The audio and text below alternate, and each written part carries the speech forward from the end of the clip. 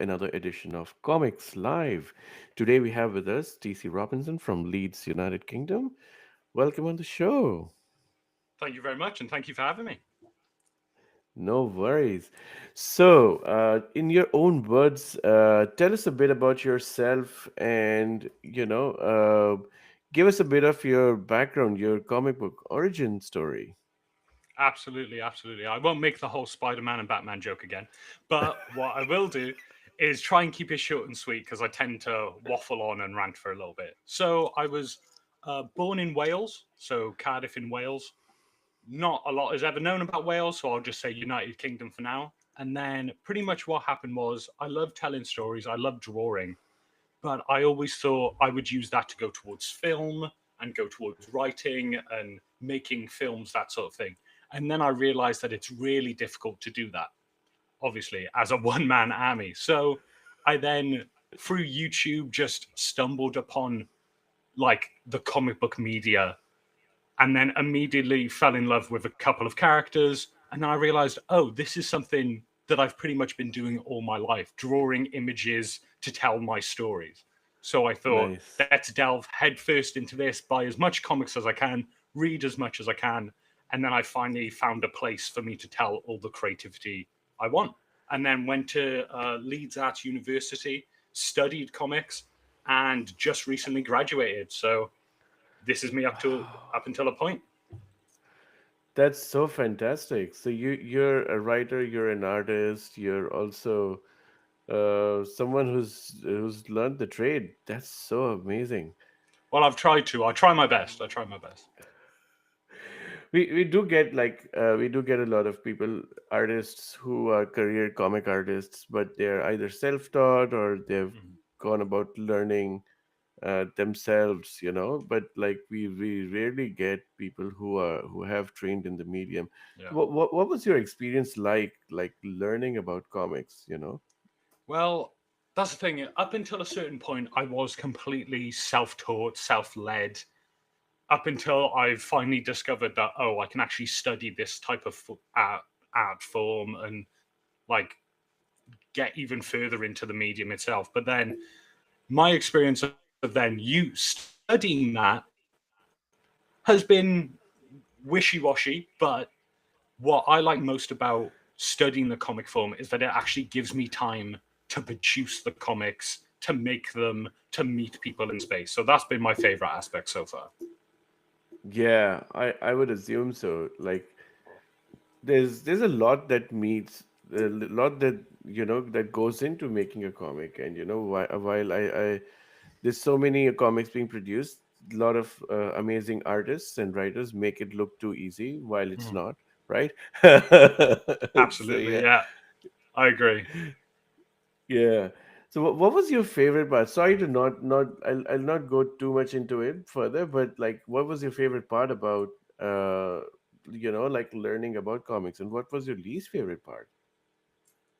Okay, that's interesting. My favorite part, like I said, has probably been actually then holding that book in the palm of my hand and having other Mm, people read it. Because then yeah. it moves on from just being something that lives inside my head to now it starts living in other people's heads, sort of thing. Like I recently had my last published work, which was a story called Dead Man's Heartbeat, passed that on to a colleague who then the next time I saw them just couldn't stop talking about it, and it finally was like, oh, this can be for other people what it is for me, sort of thing. So that's my favorite part. And then okay, my least favorite part is actually drawing the goddamn thing because it takes me so long, just day after day of grinding out from panel layouts to lettering to the gift that hell gave us, which is inking my work. Yeah. That is the aspect. I, of course, love it at the end process, but just the grind. You need it as an artist, but goddamn, it gets to me after a while.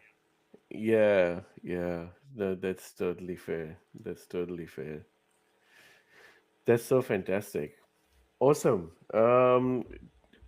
Tell us a bit about your campaign, Furryphobia, and we'll get into your other work a bit later. But let's talk about Furryphobia first, since it's a live Absolutely. Kickstarter campaign right now. Yeah. Yeah, so What's as the they may be able to see, yeah? 5 days left to go, and then it was the case of it actually began as me and one of my peers wanting to do this really quick comic. Like we thought we could do it in a week, maybe, or 24 hours even. It then became the entirety of summer in order to make it, but we got it out eventually. And I've described this before in some of my other content, but it's like the story of how it came about was in Leeds Arts, the university that I went to. There was a lot of people who were furries, there were a lot of people who were alternative, and then I obviously started to dip into that sort of culture and absolutely loved it, fell in love with it. But then the furry side has always scared me simply because of the aesthetic of it. The costumes always send a little bit of a shiver down my spine. No disrespect to anyone who's in that fandom because they've all been Mhm. great, but just the idea of seeing just a singular fursuit just stood in like an alleyway somewhere, that would make me just do myself in on the spot. So then came up with that story, pitched it to my friend, and bing bang bosh, here we are a couple of months later, and we finally on our way to successfully kickstarting this comic. That's so fantastic. That's so fantastic. Uh, can you get into the story a little bit without getting into the spoilers? Of course, absolutely. So pretty much what it's about. This isn't a spoiler because I've shared the first couple of pages, but we follow a grandchild as she's then horrifically killed by the furry you're seeing there, the strawberry cow. So then the grandma, who's like 90 years old and has 17 grandkids, has to go on a Wow, one has to go on a one woman revenge story against the furries that have killed her grandkids. So that is the story in a nutshell.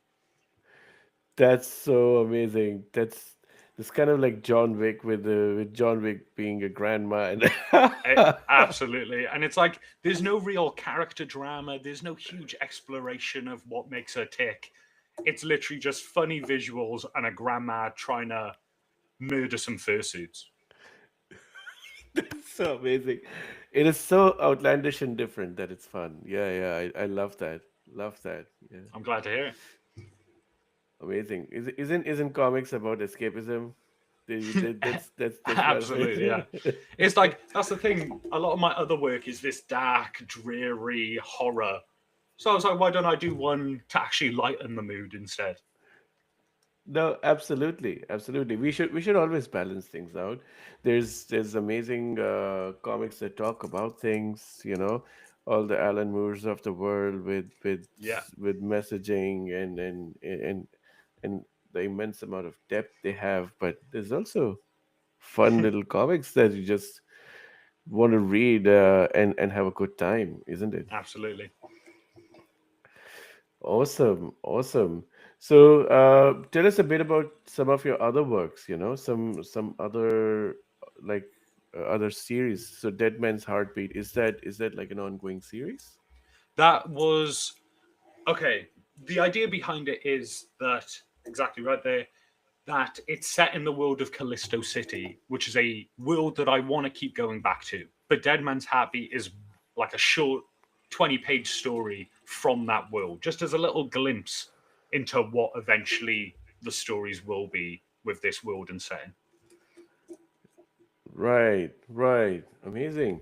So, how many issues have you planned for this already? Like, is it like a full story arc of like 6 or 7 issues? How does it go? So then for Dead Man's Happy, the idea is that it would just be this singular issue.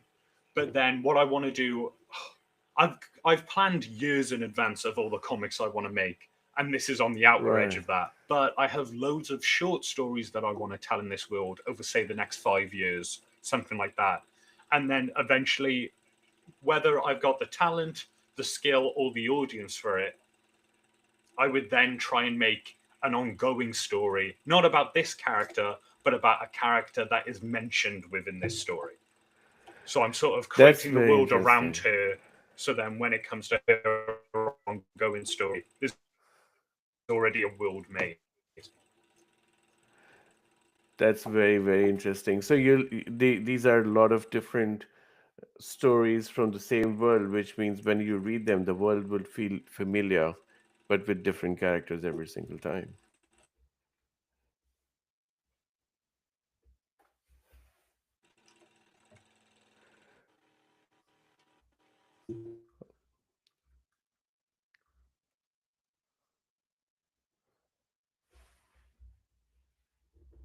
Um,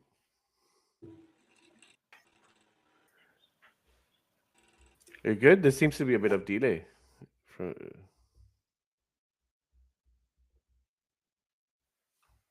Yeah, sorry about that. My internet just went off for a good second, so I missed probably the last minute of what you were saying. no, no, that's all good. My bad. I was just waiting for your internet to come back. So that's all good. um, so yeah, I was just saying like getting back to Dead Man's Heartbeat. So we were talking about the world and the character, like every story is a different character, but set in the same familiar world. Is Mhm. that what it's about? Yeah. Oh, that's fantastic. Exactly that. Yeah. Cool.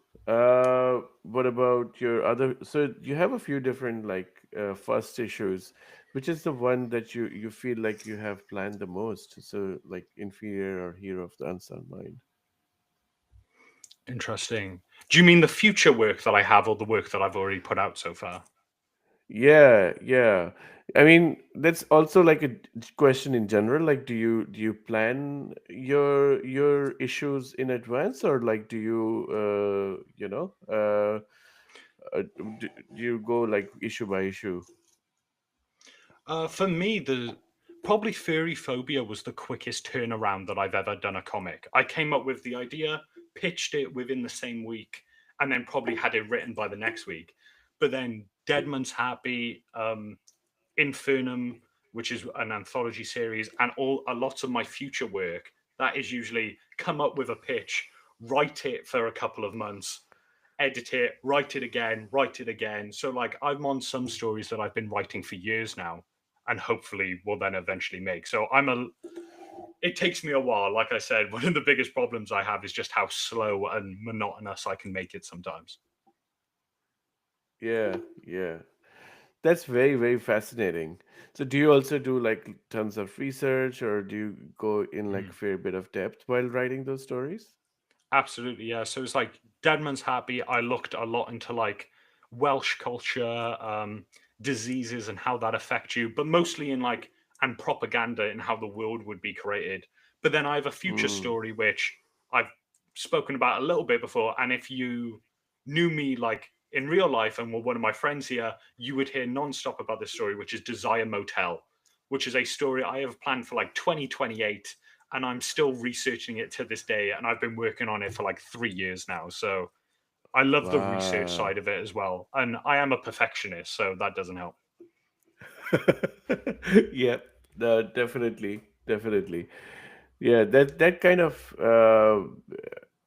like not just like it's not about working slowly. It's about finding the right um, like finding the right words for yourself. To be honest, like Exactly that, it's yeah. that process, right? Yeah. Hmm.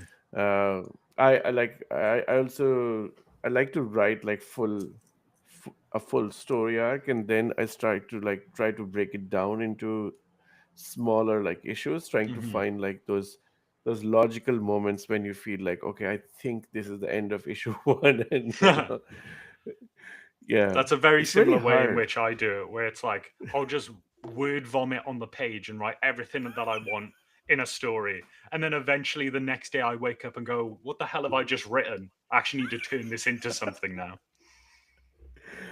Do you like to write the characters first, or do you like to come up with like them, or do you design the character traits as you go along in the story? What's your preference? That's interesting because for like Callisto City, the world and character came first. I didn't know what the story was going to be, and I thought eventually I'll find it down the road. But then sometimes, just like Furry Phobia and a couple of my other works, I just have like a one sentence line in my head. Like, what if a grandma fought a killer furry? And then I go, okay, I just have to write it. The characters Yeah, will come to me eventually in the like scenes and scenes, but I just gotta milk it for all it's worth while it's still fresh in my mind. for the lack of better pun, of a strawberry cow, furry. Yeah, that's fantastic. So yeah, I think Yeah, that's lovely. What yeah, I do something similar, but what I love to write usually, and I think Furryphobia kind of stands out from the rest of your work because it came so quickly, and it's sometimes while working on a larger project, you have these moments of inspiration when you're like, hang on, I have this idea that's stuck in my head that I think I just need to get out on the page, right? It's Absolutely one that, of those yeah. kind of things. Yeah, yeah, yeah. When building my like large story for Callisto City, that is when I started having ideas for what little short stories they could be in this world. But it's now just happened to work out that the short stories are coming first, and then hopefully an Yeah, ongoing story comes later. that's fantastic. No, I love that. I love that. Yeah, I sometimes do get very self-indulgent in writing characters myself, like especially when I'm working on a larger story, like just writing character backstories could take me a while because I just get like, okay, I will go really deep into like what's this character's psyche and how would they react in Yeah. certain ways, you know. That's one of those How, things as a writer. It's like a curse as well, though, because sometimes you'll lose yourself and you're writing about what your character did, like on their third birthday, and what the, like a parent said to them, and it's like, is this really going to affect my story? But if it works, it works. But sometimes I lose myself doing that sort of thing. that is true. That is true. Does being an artist affect that in any way? Like, do you like to like visualize your characters as you go along? Like, how do you do that side of things? Because usually, you know, like when I did my first comic, I wrote something and I then gave it to my artist, Hmm. and they came up with something else, and we were like, okay, hang on, let's pick and choose between the character traits of the two between us, you Hmm. know, because you've done, I really love that, you know, and I need to get those some of those things. What about you? What's your process like there? That's interesting. What I tend to do will be come up with the character, have a broad stroke of what like the character's psyche is. But then every time when I come to design it, I always go back and tweak something because usually during the design process, I figure out like, oh, what if this character, this really cool aspect, how does that then relate back to either the theme of the story or how they are affected as the person? And then the design always affects like how they speak as well. Because like my character in Deadman's Happy is this huge broad dude, and like he looks confident, he looks everything that like a man wants to be, but then he's this like timid person inside with a stutter and doesn't really know what they're doing. So sometimes either juxtaposition goes hand in hand with their dialogue, or if I'm Yeah, drawing like someone incredibly creepy, that affects how they speak as well. So for me, it's like a bounce back and forth of design, character. fantastic. That's so fantastic. It's very fascinating to know some of these things. Everyone approaches these things in very differently, right? Yeah. um Getting back to the campaign, what can you tell us a bit about the rewards and you know, add-ons and stretch goals? Absolutely, absolutely. So what we've got is as the rewards, you can either get either cover A, which is Lily Taylor's Lily Taylor Edwards cover, which is my peer who helped me co-write the book and draw it. They're also the character designer, so you can get their cover, which is cover A, or my cover, which is cover B, and then we've got a couple of bundles where the bundle PDF is actually you can get all of our previous work. So if you're interested in us and what else we've made, you can get that. And then the extreme bundle is all of that plus some stickers, plus signed copies, plus everything. And then my add-ons just being stickers and signatures if you're really after them. That's lovely. And what are the stretch goals? So the stretch goals, that's the thing. Interestingly, I'll let everyone in on a little bit of a secret. There was a first Kickstarter. This is actually the second time that we tried to do this Right. Kickstarter because I got way too big for my boots and sort of had to learn a lot in order to make this second one. But thankfully, we're successful now. But then the stretch goals in the first one was crazy. So I thought I'd bring myself back a bit. So if we do reach Yep. the £600 goal, what you'll get is all the concept art that we've done. Like I said, Lily Edwards is my like character design and concept artist, so you'll get all of that. You'll get some of the scripts versus the thumbnails versus the finished pieces to see what the story is. And then I would love to add like an epilogue, full-page epilogue to this book, because I we limited ourselves to a 24-page story. But as you can probably relate to, when you're writing, you want to just add a little bit more, and then a little bit more, and a little bit more. So if we ever reach that £800 goal, I'll add a lot more on. That's fantastic. Yeah, yeah. No, I like what you said there. Like, there's obviously Kickstarter is one of those things where you have to go step by step and learn and Hmm. build a community and do all of that stuff. Sometimes, like, if you go too big initially, it could be like you bite more than you can chew. So. Absolutely. I went into that first Kickstarter campaign with, oh, this is a guarantee. We're going to hit this. We're going to do great. And then immediately panicked and then had to do this second one. So, but thankfully, I believe I've learned since the first one. So, Now you're successful. I think that's great. Like, having a successful campaign is a big deal. mhm, It doesn't matter the size. That reaching the goal is actually like is a hard thing to do, right? Like, even with the community as big as Kickstarter, right? So absolutely. Yeah. uh, yeah, you need to find the right audience, and you have found yours. So that's kudos to you. You know. Hmm. And then that's hopefully what the next couple of years of myself is, trying to put my work more out there and find that audience that will hopefully follow me through to every other project that I do, because I never just want to stay on one thing at a time. I love jumping about and testing different genres and publishers, that sort of thing. Oh, absolutely, absolutely. No, I think UK has a very good, like, thriving art scene as well. Absolutely, yeah. There's obviously, like, Thought Bubble, the big festival, and Hmm. there's a whole bunch of conventions. Is there like a London Comic Con, like a massive one? Like, Yeah, there's a London Comic Con, but that's a lot like many of the Comic Cons that we have, where it's more about celebrities than about the artists. But like you said, Thought Bubble, which I'm actually hosting at this year, I can't yeah, wait for that. And then by the time next year what rolls around, I hope I have 4 more comic conventions to go to. And then the year after that, I double it and I just keep going. That's my like fingers crossed plan. there's one library Comic Con I know. It was Mm, in a place called Leatherhead, I think. interesting. Uh, yeah, there's so many, like, and I know a lot of creators from the UK. They table at literally every Comic Con. Like, this Yes, doesn't yeah. matter how small they are, or how big they are. I've So been to a yeah. couple and it's always the exact same faces that I walk around and see, to the point where I'm memorizing names and I know and I can always like guarantee who's going to be at the next one.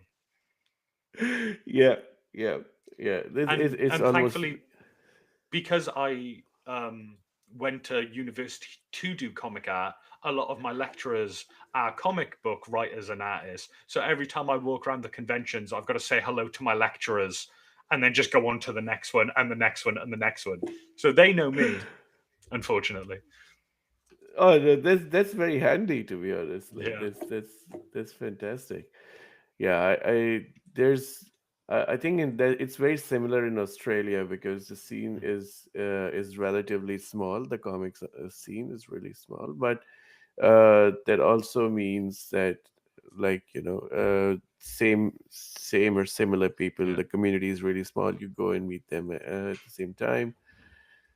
It's fun because the conventions feel like a bit of like a family affair. So, Yeah. you go walk around, meet everybody, say hi, and then, Yeah, hang around together. that's how a community actually grows and like you said grow together, not just everyone's fighting for themselves in this like piranha pool that's going on. Yeah, yeah. I mean, online communities are always kind of like that. They're always a bit competitive. Uh, But when you're literally like Thankfully, side by side next to someone on a table, you can't fight that much because you're only in like a 10 foot by 10 foot square surrounded by other people also wanting the same thing. So, Exactly, exactly. It's funny how like meeting people in person just humanizes them a little bit, right? Like it Absolutely, yeah. people are objectively less hostile to each other when when they see each Yeah. other. So When the yeah. results could always be, oh yeah, I could just punch you in the face right now. So watch your words. But yeah, everyone I've ever met at comic conventions and through my like university degree have all been lovely.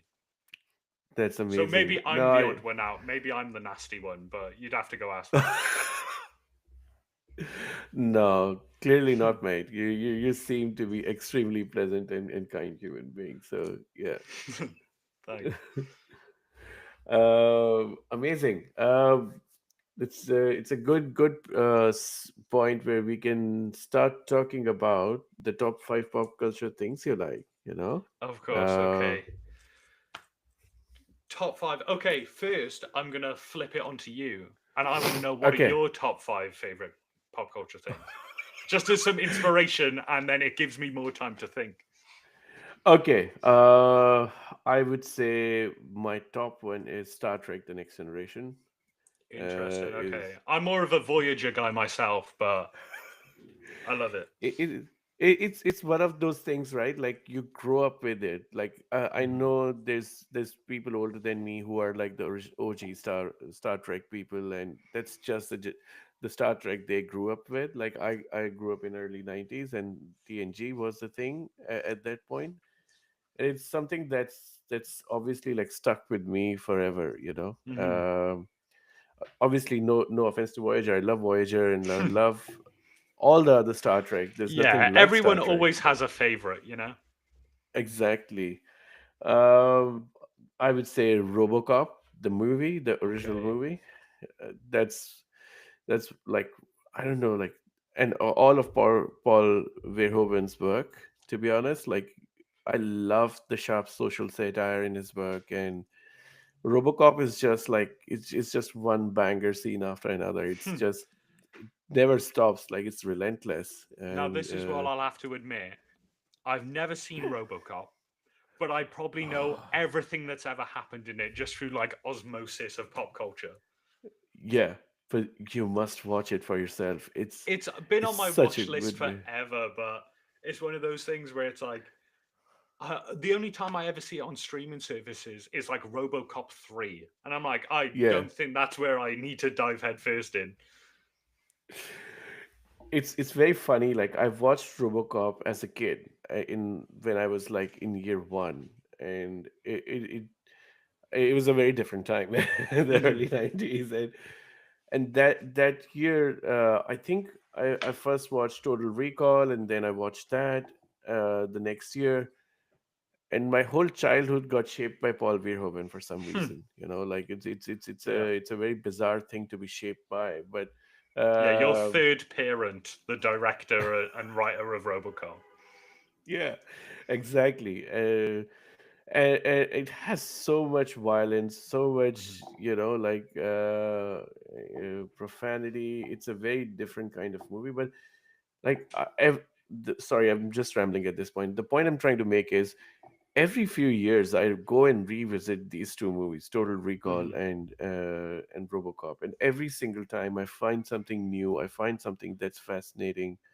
Uh, it's just something that keeps growing. That like the whole world just keeps like there's so many things in the background that you notice, right?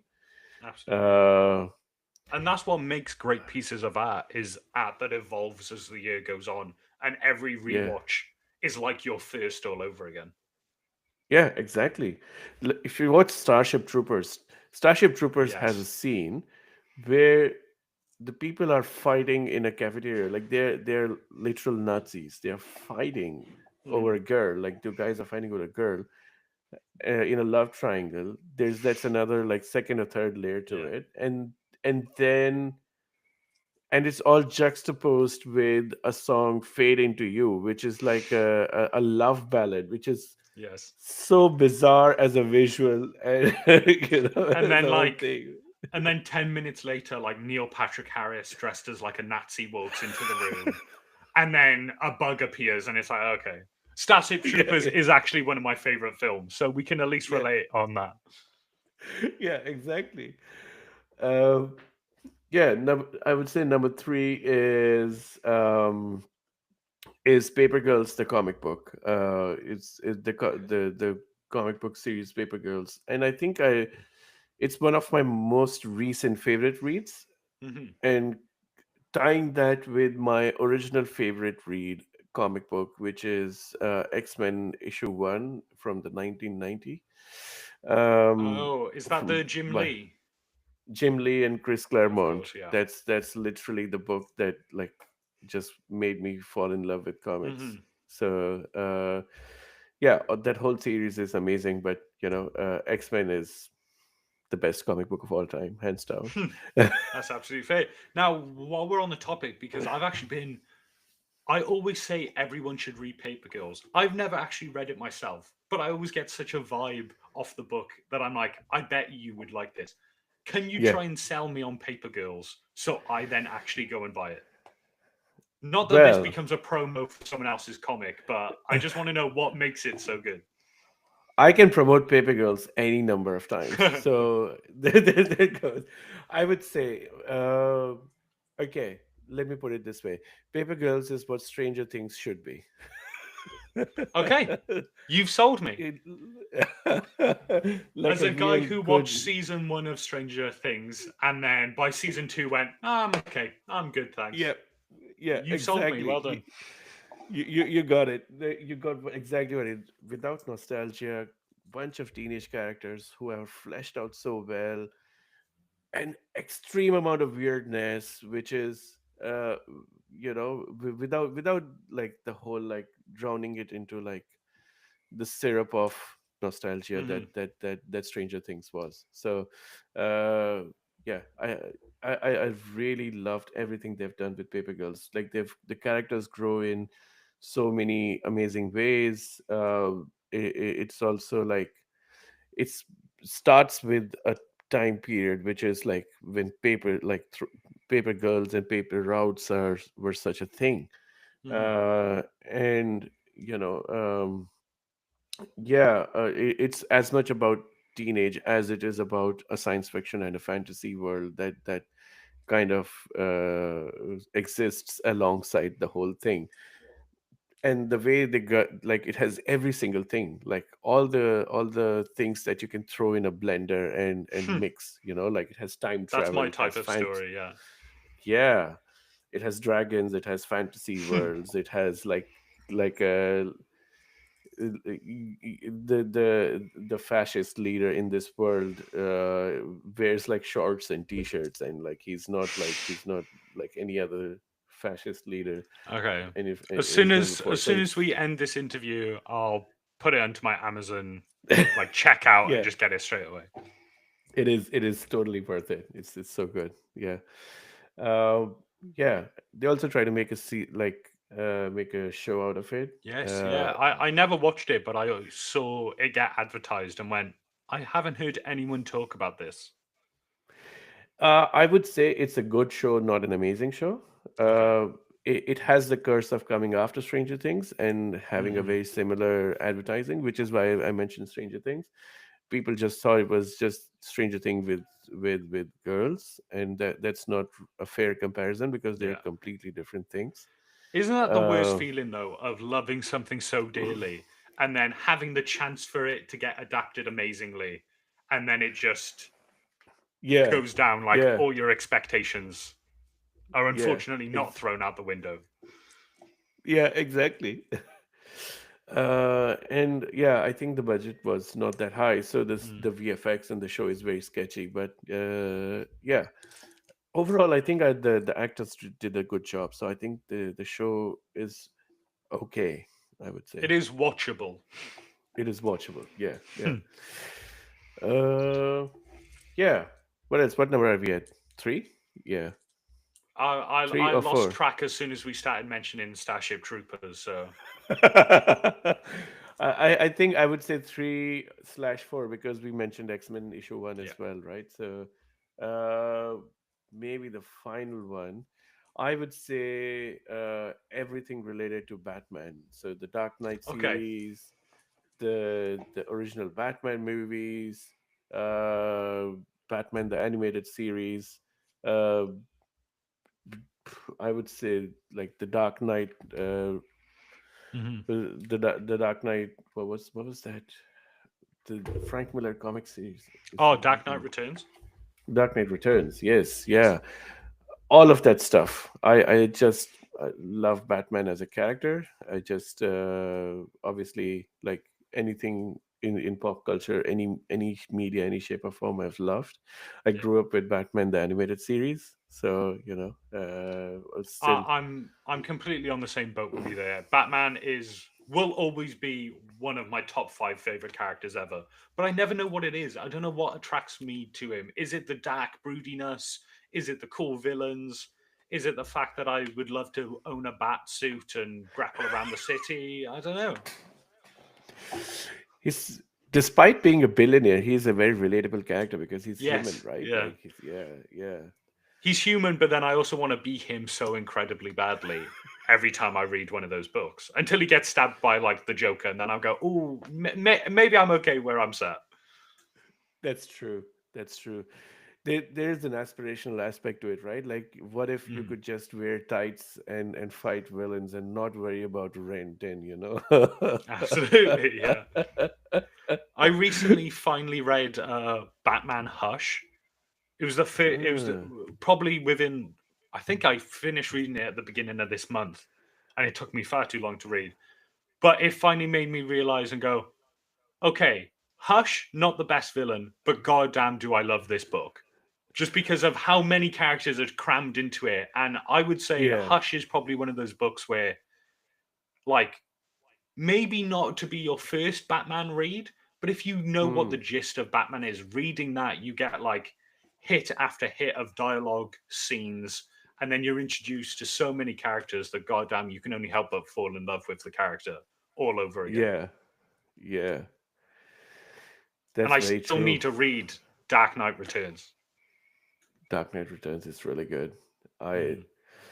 I don't know how they could make it into a movie like Batman v Superman, but Yeah. like how I don't even know how did they achieve that feat. Like it was Okay, so he are we literally not had a a great story. Yeah. yeah, are we a Zack Snyder fan or are we a not a Snyder fan? There's two sides of the Batman line there. Yeah, I kind of I'm kind of in the middle right there Mhm. because I obviously I don't know Zack Snyder as a person, so I don't hate him, Yeah. uh, but I also like I find his work challenging. I would say I would say that because I love a lot of things about it. I Yeah. love a lot of elements in that world. But overall, like the movies are not really good. Like the stories are No, not that yeah. amazing. No. I, Yeah. I, I always say Zack Snyder is one of those creators where it's like the aesthetic is amazing. There is so much creativity and visuals. There's just never anything to back up those visuals. Like I Yeah. think Zack Snyder, you could edit some of the films into like five short films, and they would be great. But the moment you slap them all together, I don't want to watch BV Superman or BVS. A very classic example of how Zack Snyder's work can be amazing and frustrating at the same time is his movie Sucker Punch. I don't know if you've ever seen that movie. Yeah, me and my housemate literally watched it a couple of weeks ago, and we had such high expectations. And every scene, the expectations were then higher, lower, higher, and just did that the entire movie until we looked at each other at the very end and went, "Yeah, that was not." Yeah, it is kind of like I was expecting this to be the best movie this summer, but then it just turned out to be okay. There are things Yeah. I absolutely love about it, but then there are things there Mhm. are choices that I'm like, why did we do this? Just why to 50% of it, but then I love the other 50%. That's one of the things Yeah, that I always say I would rather hate a film or laugh for how bad it is than just find it okay or boring. Because then, like, you haven't gone to either side of the spectrum here. You've just stayed in the middle, and I hate that spot. And Zack Snyder sometimes lives in that spot for me. Of it was meh. That's that's very, very true. That's very, very true. Awesome. So I think enough about me. Let's flip the table now. What Okay, about yours? okay. Now I'm gonna tell you.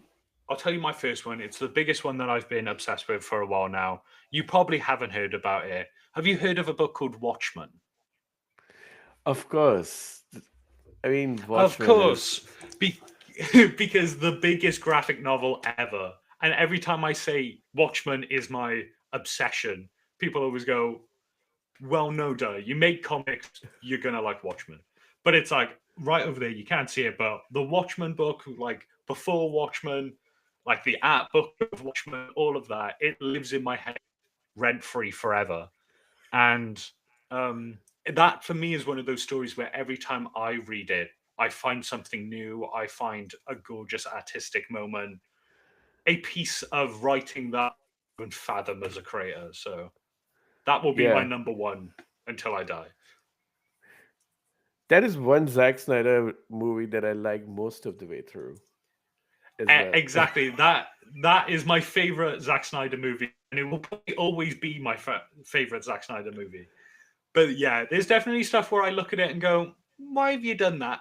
But then I can go, "But you also gave me the character of Rorschach, Night Owl, and Doctor Manhattan on the big screen, so I can't." Yeah. Awesome. Okay, let's think number two. Now, throw out a character because this is actually the character. I started watching YouTube, came across like this YouTube channel called Comix, and one of the videos I ever watched was then discussing Moon Knight as a character. And then Moon Knight very quickly became my favorite comic character ever, to the point where you can't see it, but right by there is a shelf that just has Moon Knight books, Moon Knight, Moon Knight Funko Pops. That character lives Wow. in, yeah, again, lives in my head forever, apparently, but it's probably changed a lot about character. Fantastic. Fantastic. Moon Knight is a very fascinating character. I agree. Mm-hmm. Yeah, but Awesome. from the white suit, the split personality, to taking the face of his villains, I'll always love him. Yeah. Did you like the series? No, I did not like the series. Unfortunately, that was those things. That was my version of Paper Girls, where I was hoping so much for it. I remember I was making podcast video after podcast video talking about it. I had entire theory of what it was, and just like a Zack Snyder film, I went, "Yeah, it's okay. It's just meh." Yep. Which, like, seeing Yep. my favorite character on the screen and it not being what I wanted to was just so. Yeah, yeah, yeah. Awesome. Did you So like we're it at num- all? The show? the show was okay, I think. Again, like it was not amazing, but I did like the core character of Moon Knight. I think they did that justice, which was good. Yeah. Yeah, just everything else about it, but yeah. Okay, Yeah. what number am I on? Three.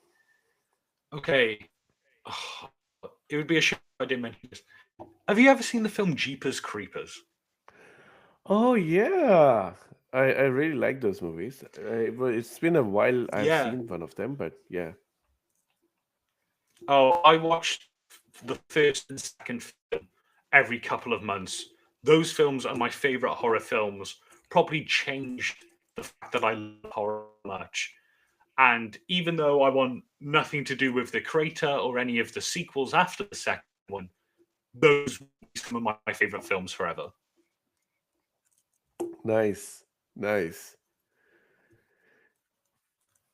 They do have like that the original quality of, like, there are some horror films, like even like the original Halloween and some of these movies Yeah. where the looming threat is just a merciless, faceless killer, and like Yeah. there's something to be feared about that because they have no you don't know their motives, they don't have a motive, and they're just like a killing machine. And I Yeah, was those are actually quite always my okay with. favorite ones where it's like, Yeah, sorry, go for it. I was just going to say, those are usually my favorite ones, the ones that are either animals or the ones that are inhuman to the point of just murdering everything they see. Like one of my other favorite horror films, The Descent, where it's just like in a cave going up against the worst creatures imaginable, and those are the mm, stories I live for. mm, that's amazing, that's amazing. Awesome. Number four, let's see, it's getting interesting. Okay, the problem is that I only thought the first three, so now I've got to think about the fourth one. Okay, Well, technically, you did say Batman, so we'll count it for. yeah, we'll count Batman. So I'm on Batman 4, and then number 5. I would probably say probably my top 5 favorite characters are Moon Knight, Batman, Spider Man, probably the Creeper from Jeepers Creepers, and then my last one would be Hannibal Lecter as a character. Yeah, very, very interesting. Nice. So like I fell in with the Silence of the Lambs when I first watched it. I then went back, watched the sequels, watched the prequels, read some of the books, but then the Hannibal TV show is what made me fall in love with that character. Even though he eats people and isn't and God, I would love to write for, I love drawing that character, and I love learning everything about it. So No, that's a very, very good shout out. I kind of agree. Yeah, I love that. hmm. Amazing. Uh, cool. We're coming close to time, but before we go, I want you to take the stage and just talk about your book. Like, what's the elevator pitch of for Furryphobia, and why should people back this campaign? Okay. So, like I previously said, a one man or a one grandma war against furries. And it's not to hate on furries, it's actually to just say, what if this was in the horror setting? So, if that idea speaks to anyone at all, if you want key visuals on page as well as supporting an indie creator, as you can tell, I can rant a lot. I've got a lot to say, and so do probably a lot of my future books as well. And then I believe currently in pounds we're looking at about 430 so far, and it's like if we can just get just a little bit more, I'm sure I could probably add like one of the stretch goals or make it a little bit nicer to people. And then the more this is actually backed, more I can then get printed off to then sell at UK comic conventions. So here's my pitch. Please throw money at Furryphobia until the book's in my hands. Amazing, amazing. Thank you for coming on the show. I really, really appreciate your time and all the best for the rest of the campaign. I hope you smash some of the stretch goals and we get to see the mystery rewards when you hit them. You know, Thank you so awesome. much, and thank you for having me on as well. It means a lot. No worries. That's it for today, everybody, and thank you for tuning in. Until next time.